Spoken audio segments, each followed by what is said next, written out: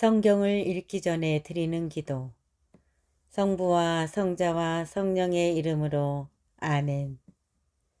성경 안에서 우리를 친절히 만나주시는 아버지, 넘치는 성령의 빛으로 내 눈을 열어주시어 당신의 빛을 보게 하시고 내 귀를 열어주시어 당신의 말씀을 듣게 하시며 내 마음을 열어주시어 당신의 생명을 받아안게 하소서.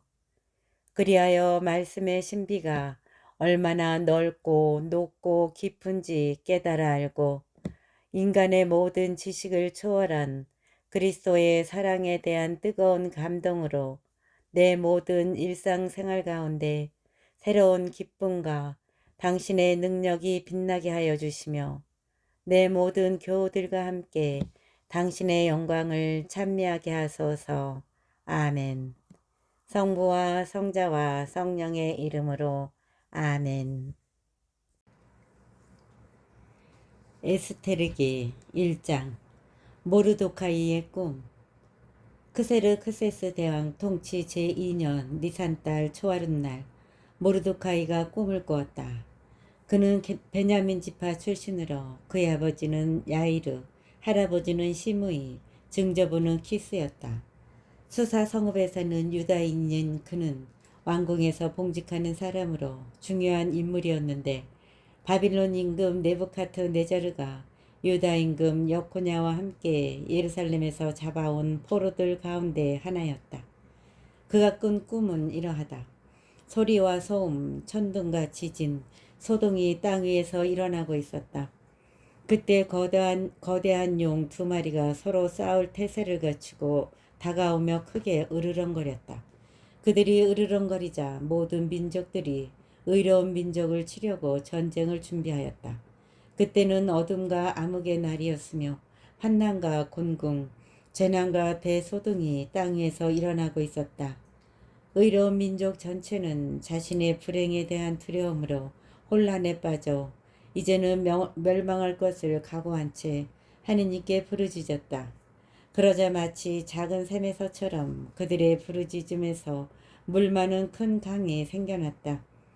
빛과 해가 솟아오르고 비천한 이들이 드러눕혀져 존대받던 이들을 집어삼켜버렸다. 이러한 꿈과 하느님께서 실행하시려고 결정하신 바를 본 모르드카이는 잠에서 깨어나 이를 마음에 간직한 채 밤늦도록 모든 것을 낱낱이 이해하려고 하였다. 임금에 대한 음모. 모르도카이는 임금의 내시로서 어전을 지키는 가바타와 타라 2사람과 함께 궁에서 쉬고 있었다. 그때 그는 그들의 계획을 엿듣고서 그 의도를 조사한 끝에 그들이 크세르크세스 임금을 해치려 꾀하고 있음을 알게 되었다. 그는 임금에게 이들에 대하여 보고하였다. 임금이 2내시를 신문하여 그들이 자백하자 그들은 형장으로 끌려나갔다. 임금은 이 사건을 잊지 않도록 기록하게 하였으며 모르드카이도 이 사건을 기록하였다. 그러고 나서 임금은 모르드카이에게 궁전에서 봉직하도록 명령하고 이 일에 대하여 선물을 하사하였다. 그런데 어전에서 존대받는 이로 북의 사람 함무다타의 아들 하만이 있었는데 그는 임금의 2내시일 때문에 모르드카이와 그의 민족에게 해를 입히려고 꾀하였다. 크세르크세스 임금이 잔치를 베풀다. 크세르크세스 시대의 일이다. 이 크세르크세스는 인도에서 에디오피아에까지 이르는 127개 주를 다스리고 있었다. 크세르크세스 임금이 수사왕성에 있는 그의 왕자에 앉아 있던 때이다. 그는 통치 제3년에 대신들과 시종들을 위하여 잔치를 베풀었다. 페르시아와 메디아 군대 장수들과 각 주의 귀족들과 대신들이 그 앞에 모여들었다. 임금은 180일이라는 오랜 시일에 걸쳐 자기 왕국의 영화로운 부와 자기 권세의 눈부신 영광을 자랑해 보였다. 이 기간이 끝나자 임금은 지위의 높고 낮음을 가리지 않고 수사왕성에 있는 모든 백성을 위하여 대궐 정원 앞들에서 이랫동안 잔치를 베풀었다. 하얀 무명과 생목과 자주색 모직이 아마와 자홍색 끈으로 은 막대와 대리석 기둥에 매여 있고 석고와 대리석과 자개와 흑옥으로 된 바닥에는 금과 은으로 된 평상들이 있었다. 그리고 임금은 금잔으로 술을 마시게 하였는데 작은 잔은 제각기 다른 모양이었고 술은 임금에게 걸맞게 넉넉하였다. 그리고 임금은 금잔으로 술을 마시게 하였는데 잔은 제각기 다른 모양이었고 술은 임금에게 걸맞게 넉넉하였다. 그러나 어명에 따라 술을 억지로 마시게 하지는 않았다. 저마다 원하는 대로 할 수 있도록 임금이 왕실의 모든 집사에게 분부를 내렸던 것이다. 한편 와스티 왕비도 크세르크세스 임금의 궁궐에서 부인들을 위한 잔치를 베풀었다. 와스티 왕비가 폐위되다. 일곱째 날 술로 기분이 좋아진 크세르크세스 임금은 무반, 비즈타, 하르보나, 빅타, 아벡타, 제타르, 카르카스 등 자신을 섬기는 일곱 내시에게 명령하여 와스티 왕비에게 왕관을 씌워 어전으로 데려오게 하였다. 그의 용모가 어여쁘기 때문에 그 아름다움을 백성들과 고관들에게 보여주려는 것이었다. 그런데 와스티 왕비는 내시들을 통하여 전달된 임금의 분부를 받들어 나오기를 거절하였다. 임금은 몹시 격분하여 속에서 분노가 타올랐다. 그래서 임금은 절기를 아는 현인들에게 문의하였다. 임금의 일은 모두 이렇게 엄용과 판례에 관한 전문가들에게 제시하는 것이 관례였다. 그의 곁에는 페르시아와 메디아의 일곱 대신인 카르스나, 세타르, 아드마타, 타르시스, 메레스, 마르스나, 무무칸이 있었다. 이들은 임금의 측근으로서 왕국에서 첫째가는 지위에 있는 사람들이었다. 내시들을 통하여 전달된 이 크세르크세스 임금의 명령을 이행하지 않았으니 법대로 하자면 와스티 왕비를 어떻게 해야 하겠소 하고 임금이 물었다. 그러자 무무칸이 임금과 대신들 앞에서 말하였다. 와스티 왕비는 임금님만이 아니라 크세르크세스 임금님의 모든 주에 살고 있는 대신들과 백성들 모두에게도 잘못을 저질렀습니다.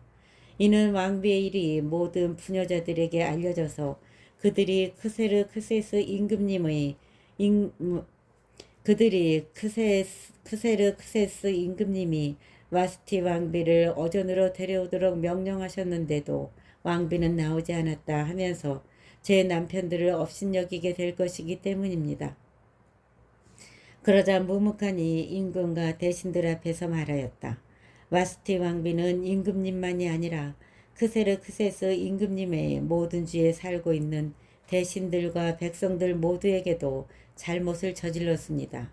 이는 왕비의 일이 모든 부녀자들에게 알려져서 그들이 크세르크세스 임금님이 와스티 왕비를 어전으로 데려오도록 명령하셨는데도 왕비는 나오지 않았다 하면서 제 남편들을 업신여기게 될 것이기 때문입니다. 바로 오늘부터 왕비의 일을 들은 페르시아와 메디아 대신들의 부인들이 임금님의 대신들에게 대거리에 나갈 터이니 경멸과 분노가 넘칠 것입니다. 임금님께서 좋으시다면 왕명을 선포하시고 철회할 수 없도록 페르시아와 메디아 법령에 기록하게 하시어 와스티가 더 이상 크세르크세스 임금님 앞에 나타나지 못하게 하시고 왕비의 자리는 그보다 나은 여인에게 주십시오. 임금님께서 온 왕궁에 내리신 명령을 듣게 되면 이 명령은 엄중한 것이니 모든 부녀자들이 위아래 할 것 없이 남편을 공경할 것입니다.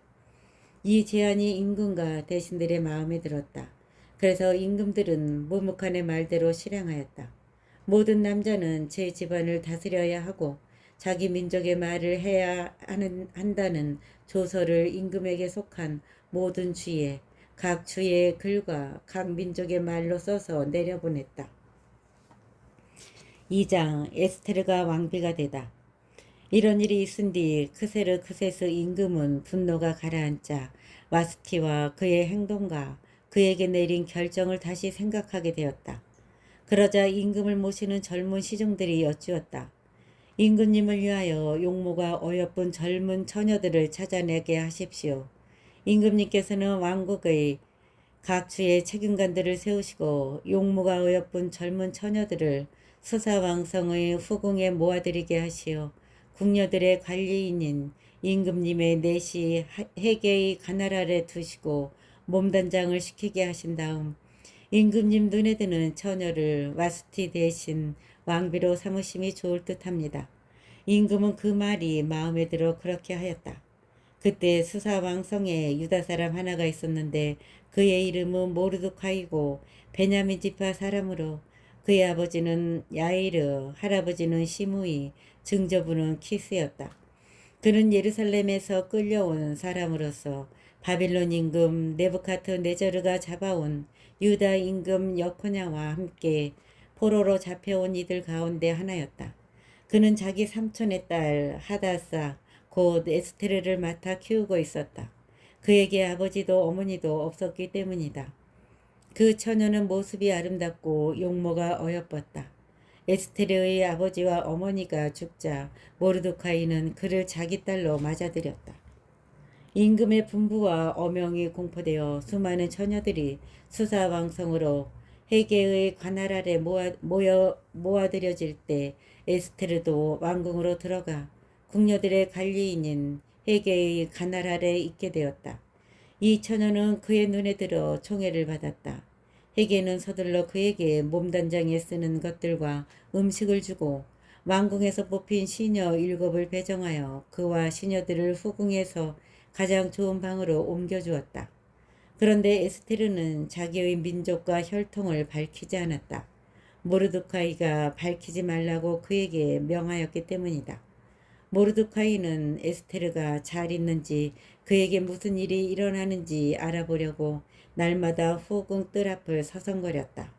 처녀들은 후궁 여인들의 규정에 따라 12달이 지나면 각자 크세스 임금에게 차례대로 나아가게 되었는데 6달 동안은 모략 향유로 나머지 6달 동안은 발삼과 여성용 화장품으로 몸을 다듬었다.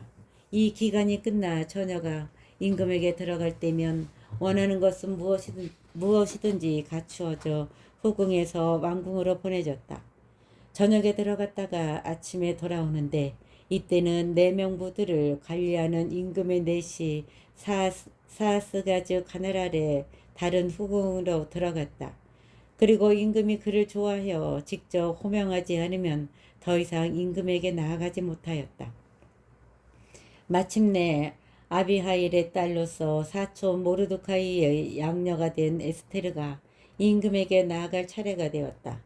그런데 그는 궁녀들을 관리하는 임금의 넷이 해계가 정한 것 말고는 아무것도 청하지 않았다. 에스테르는 그를 보는 모든 이들의 귀여움을 받았다. 이렇게 에스테르는 궁궐로 크세스 임금에게 불려가게 되었는데 그의 통치 제7년 10째 달인 테베달이었다. 임금은 다른 어떤 여자보다도 에스테르를 사랑하게 되어 그는 모든 처녀들보다 임금의 귀여움과 총애를 더 많이 받았다. 임금은 에스테르의 머리에 왕관을 씌우고 그를 와스티 대신 왕비로 삼았다. 임금은 대신들과 시종들을 위하여 큰 잔치를 베풀었다. 이렇게 에스테르의 잔치를 벌이고 모든 주에 면세를 베풀며 임금답게 풍성한 선물을 내렸다. 모르드카이가 역적 모의를 밝혀내다. 처녀들이 두 번째로 모집될 때 모르드카이는 궁궐 대문에서 근무하고 있었다. 에스테르는 모르드카이가 명한 대로 자기의 혈통과 민족을 밝히지 않았다. 모르드카이의 양육을 받을 때처럼 에스테르는 그가 말한 대로 하였다. 모르드카이가 궁궐 대문에서 근무하고 있을 때 어전지기들 가운데 빅탄과 테레스라는 임금의 넷이 둘이 불만을 품고 크세스 임금을 해치려 꾀하였다. 이 일이 모르드카이에게 알려져 그는 에스테르 왕백에 알리고 에스테르는 이를 모르드카이의 이름으로 임금에게 고하였다. 이 사건이 조사되어 사실로 드러나자 그 두 사람은 말뚝에 매달리게 되었다. 이 일은 임금 앞에서 궁중 일지에 기록되었다. 3장 새 제상 하만과 모르드카이가 갈등을 빚다. 이런 일들이 있은 뒤 크세르크세스 임금은 아각 사람 함무다타의 아들 하만을 중용하였는데 그를 들어 올려 자기 곁에 있는 모든 대신들보다 높은 자리에 앉혔다. 궁궐 대문에서 근무하는 임금의 모든 시종들이 하만 앞에서 무릎을 꿇고 절을 해야 하였으니 임금이 그렇게 명령하였기 때문이다. 그러나 모르드카이는 무릎을 꿇으려고도 절을 하려고도 하지 않았다. 그러자 궁궐 대문에서 근무하는 임금의 시종들이 모르드카이에게 자네는 왜 임금님의 명령을 거역하는가 하고 말하였다. 그들이 그에게 날마다 권하였지만 모르드카이는 끝내 듣지 않았다. 그래서 그들은 자기가 유다 사람이라고 하는 모르드카이의 말이 얼마나 오래가는지 보려고 하만에게 보고하였다. 하만은 모르드카이가 무릎을 꿇지도 절을 하지도 않는 것을 보고 노기로 가득 찼다. 그러나 모르드카이 하나만 해치우는 것으로는 눈에 차지 않았다. 모르드카이가 어느 민족인지 자기에게 보고되자 하만은 크세르크세스 왕국 전역에 있는 유다인들을 모두 몰살하려고 꾀하였다. 하만이 유다인 몰살을 꾀하다. 크세르크세스 임금 제12년 첫째 달인 니산 달에 하만이 자기 앞에서 푸르 고 주사위를 각 날과 각 달에 따라 던지게 하니 12째 달인 아다르 달이 나왔다. 그래서 하만은 크세르크세스 임금에게 말하였다. 임금님 왕국의 모든 죄는 민족들 사이에 흩어져 있으면서도 저희들끼리만 떨어져 사는 민족이 하나 있습니다. 그들의 법은 다른 민족 사람들의 법과는 다를 뿐만 아니라 임금님의 법마저도 그들은 지키지 않습니다. 그들을 이대로 내버려 두시는 것은 임금님께 합당하지 못합니다. 임금님께서 좋으시다면 그들을 절멸시키라는 글을 내리시기 바랍니다. 그러면 저는 은 1만 달란트를 달아서 행정관들 손에 넘겨 내 땅고에 들여놓게 하겠습니다. 그러자 임금은 인장반지를 손에서 빼어 아각 사람 함무다타의 아들 유다인들의 적 하만에게 건네주었다. 그리고 임금은 하만에게 말하였다. 은은 그대 차지요. 이 민족도 그대가 좋을 대로 처리하시오. 그리하여 첫째 달 14날에 임금의 서기들이 불려가 모든 것을 하만이 명령하는 대로 써서 임금의 총독들과 각 주를 간장하는 지방관들과 각 민족의 대신들에게 보내는 문서를 각 주의 글과 각 민족의 말로 작성하였다. 그 문서는 크세르크세스 임금의 이름으로 작성되어 임금의 반지로 봉인되었다. 그런 다음 파발꾼들 편으로 임금의 각 주에 서신이 발송되었다. 아이와 여자 할 것 없이 어린이에서 노인에 이르기까지 모든 유다인들을 12째 달인 아다르달 14날 한날에 파멸시키고 죽여서 전멸시키고 그들의 재산을 몰살하는 것이었다. 그 서신의 사본은 이러하다. 크세르크세스 대왕이 인도에서 에디오피아까지 이르는 127개 주의 제후들과 그 예하 지방관들에게 이 글을 보냅니다.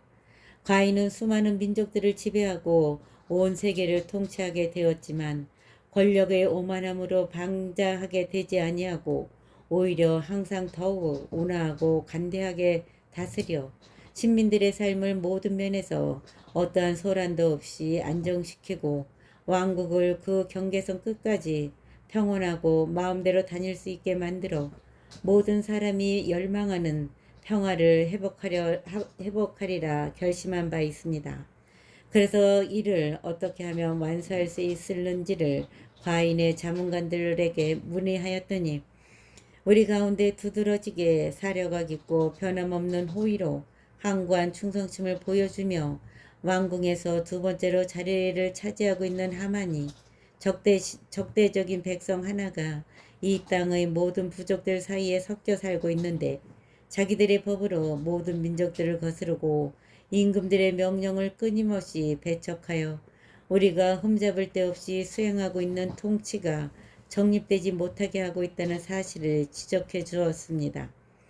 이제 우리는 이 백성이 혼자서 유별나게 모든 사람과 끊임없이 적대 관계를 이루면서 자기네 법에 따라 기이한 생활 방식으로 떨어져 살며 우리 일에 나쁜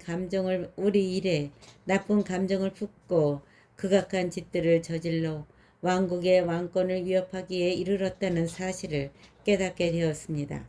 그래서 과인은 이렇게 명하는 바입니다.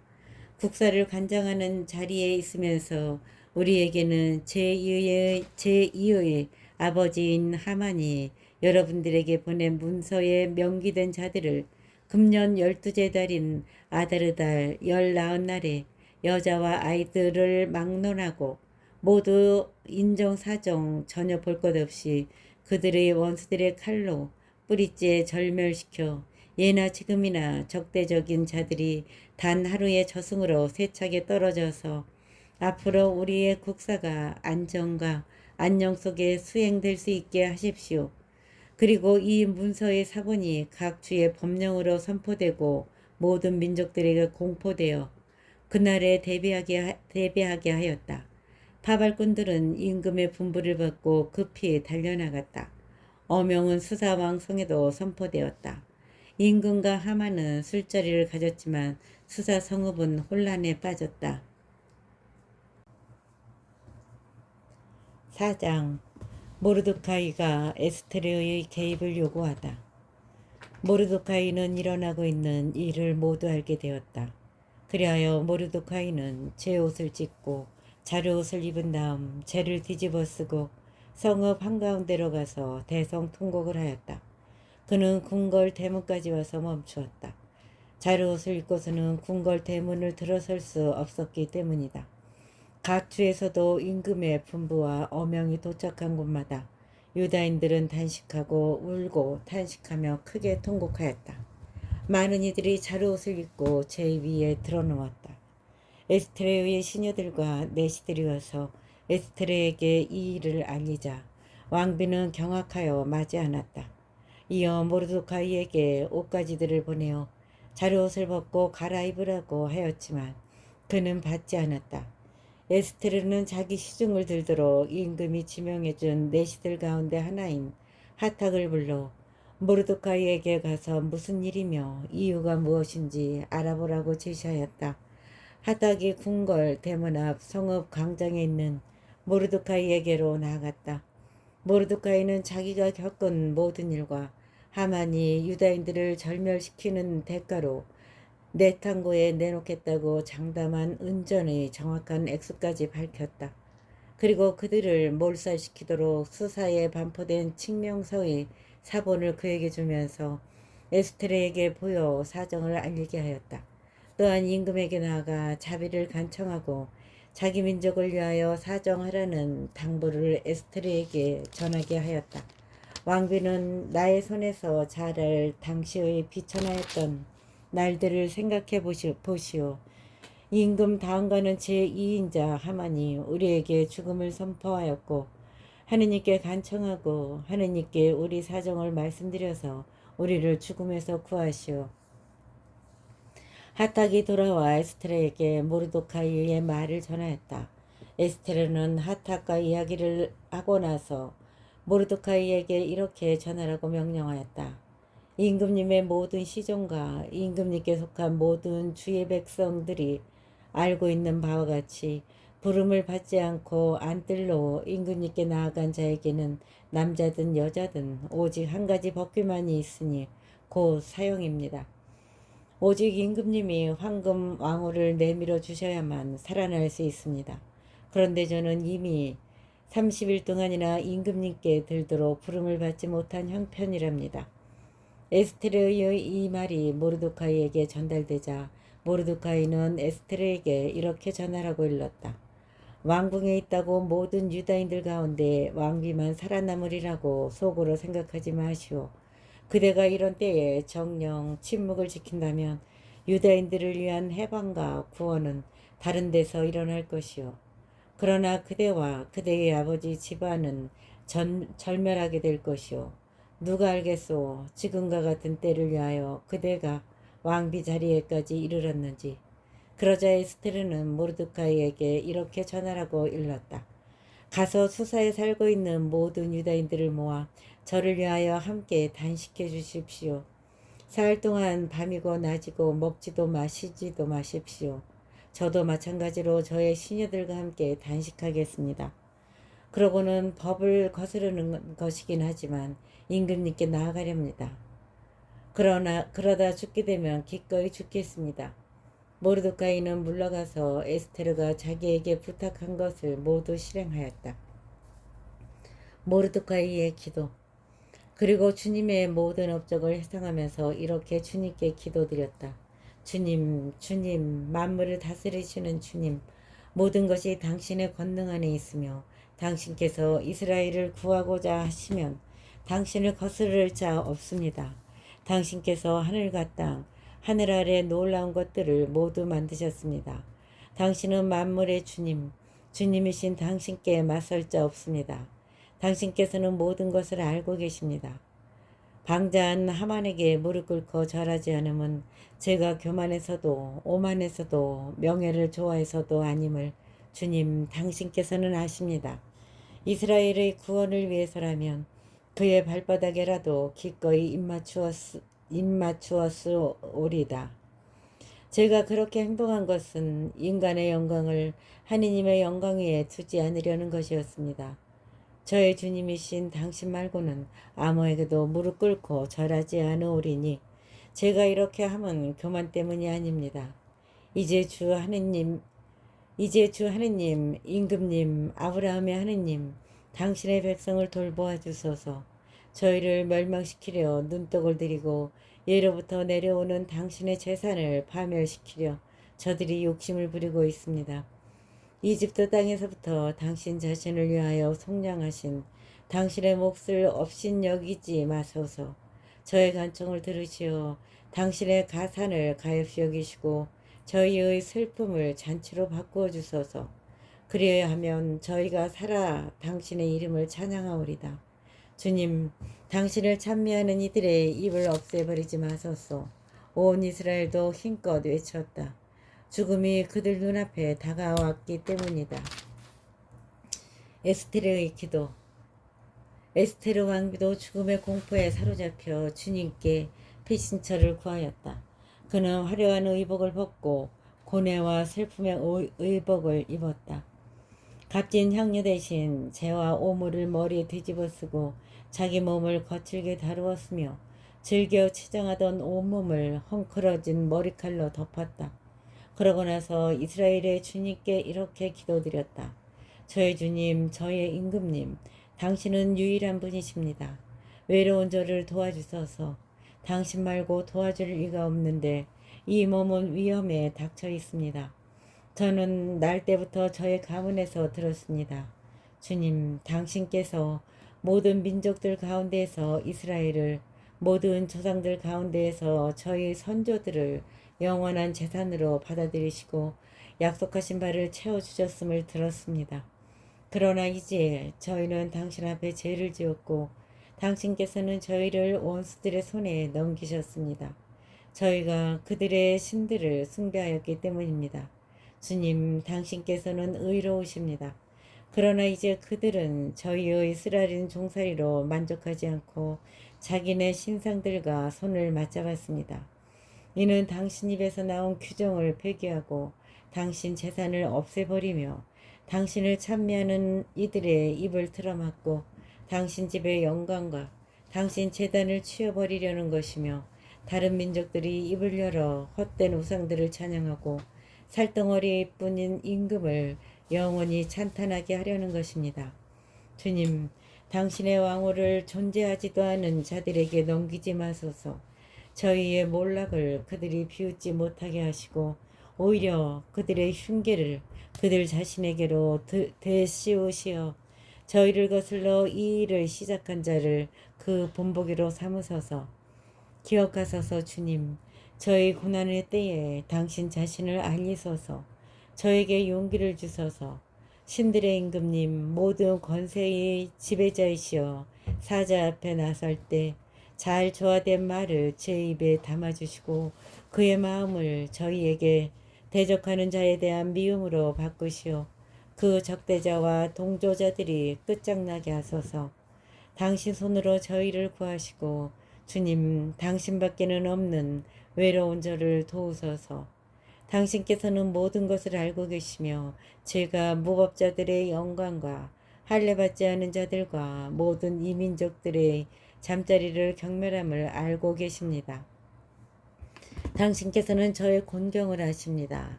제가 공식 석상에 나가는 날 머리에 쓰는 제 위엄의 상징을 경멸함을 하십니다. 저는 그것을 계짐처럼 경멸하여 쉬는 날에는 쓰지도 않습니다. 당신의 여종은 하만의 식탁에서 함께 먹지도 않았고 임금의 연회를 영예롭게 여기지도 않았으며 신들에게 바친 술을 마시지도 않았습니다. 또한 당신의 여종은 여기로 옮기고 나서부터 지금까지 당신이 아니고서는 기뻐한 적이 없습니다. 주 아브라함의 하느님, 만물 위에 권능을 떨치시는 하느님, 절망에 빠진 이들의 소리를 귀 여겨 들으시어 악인들의 손에서 저희를 구하소서. 또한 이 두려움에서 저를 구하소서. 5장 에스테르가 임금 앞에 나아가다. 사흘째 되는 날 에스테르는 왕비의 정장을 하고서 왕궁을 마주보고 그 앞들에 섰다. 임금은 궁궐한 왕자의 대문을 마주하고 앉아 있었다. 에스테르 왕비가 뜰에 서 있는 것을 임금이 보고 그를 귀엽게 여겼다. 그래서 임금이 자기 손에 든 황금 왕울을 그에게 내밀자 에스테르는 가서 왕울 끝에 손을 대었다. 사흘째 되는 날 기도를 마친 에스테르는 기도복을 벗고 화려한 옷을 입었다. 그는 호화롭게 차려입고서 모든 것을 보시는 구원자 하느님께 간청한 뒤 두 시녀를 데리고 나섰다. 그리고 기운이 없는 듯 한 시녀에게 몸을 기대자 다른 시녀가 그의 옷자락을 받쳐들고 뒤를 따랐다. 홍조를 띤 에스테르는 지극히 아름다웠다. 그의 얼굴은 사랑받는 여인처럼 화사했지만 마음은 두려움으로 조여들었다. 에스테르는 문들을 모두 지나서 임금 앞에 섰다. 임금은 온통 금과 보석으로 번쩍이는 어위로 성장하고 자기 왕국의 왕자에 앉아 있었는데 그는 보기에도 두려운 모습이었다. 그가 영광으로 빛나는 얼굴을 들고 지극히 노여운 눈으로 쳐다보자 왕비는 실신하여 쓰러지면서 창백한 얼굴로 앞서가는 시녀의 머리에 몸을 기대었다. 그때 하느님께서 임금의 영을 부드럽게 바꾸어 놓으시자 임금은 깜짝 놀라 왕자에서 벌떡 일어나 왕비가 정신을 차릴 때까지 그를 팔에 안았다. 그러고서는 다정한 말로 위로하며 말하였다. 에스테르 웬일이오. 나는 당신의 오라버니요. 안심하시오. 당신은 죽지 않을 것이요. 우리의 법규는 평민들을 위한 것이라오. 다가오시오. 그러고는 왕금 왕호를 들어 에스테르의 목에 댄 다음 그를 껴안아 입맞추고 말하였다. 나에게 말해보시오. 에스테르가 그에게 말하였다. 임금님, 저에게는 임금님이 하느님의 천사처럼 보였습니다. 그래서 임금님의 영광에 대한 두려움으로 저의 마음은 혼란에 빠졌습니다. 임금님은 놀라우신 분이십니다.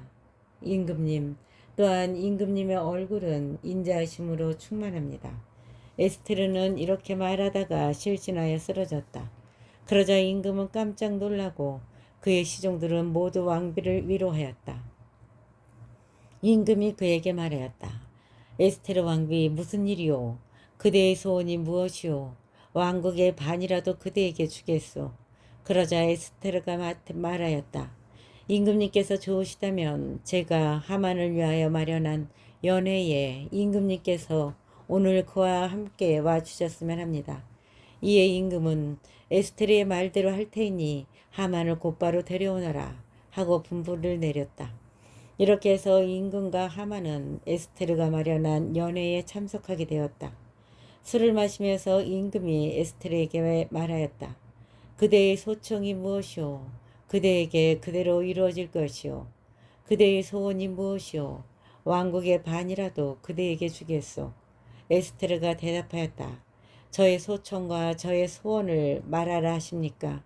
제가 임금님의 눈에 들어 임금님께서 기꺼이 저의 소청을 들어주시고 저의 소원을 이루어 주시겠다면 제가 마련하는 연회에 임금님께서 하만과 함께 다시 와 주셨으면 합니다. 그러면 내일 임금님의 분부대로 하겠습니다. 교만한 하만이 복수심에 불타다. 그날 하만은 기쁘고 흐뭇한 마음으로 자리를 물러나왔다. 그런데 하만이 궁궐 대문에서 모르드카이를 보았는데도 그가 자기 앞에서 일어서지도 않고 경의도 표하지 않자 하만은 모르드카이에 대한 노기심으로 가득 찼다. 그러나 하만은 꾹 참고 집에 돌아가 친구들과 자기 아내 제레스를 불러오게 하였다. 하만은 그들에게 자기의 막대한 재산과 자식이 많은 것을 자랑하고 임금이 자기를 영예롭게 해준 모든 것이며 임금의 모든 대신과 시정들보다 높은 지위에 올려준 것을 자랑스레 이야기하였다. 그리고 덧붙여 말하였다. 그뿐만 아니라 에스테르 왕비는 손수 마련한 연회에 나만 임금과 함께 오도록 했다오. 게다가 나는 내일도 임금과 함께 그분께 초대를 받았소. 그렇지만 유다인 모르드카이가 궁궐 대문에서 근무하는 것을 보는 한 이 모든 것이 내게는 만족스럽지 않소. 그러자 그의 아내 제레스와 그의 모든 친구들이 말했다. 높이 50자짜리 말뚝을 만들어 내일 아침에 임금님께 말씀드려서 모르드카이를 거기에 매달게 하십시오. 그러고 나서 임금님과 함께 기쁘게 연회에 가십시오. 이 제안이 하만의 마음에 들어 말뚝을 만들게 하였다.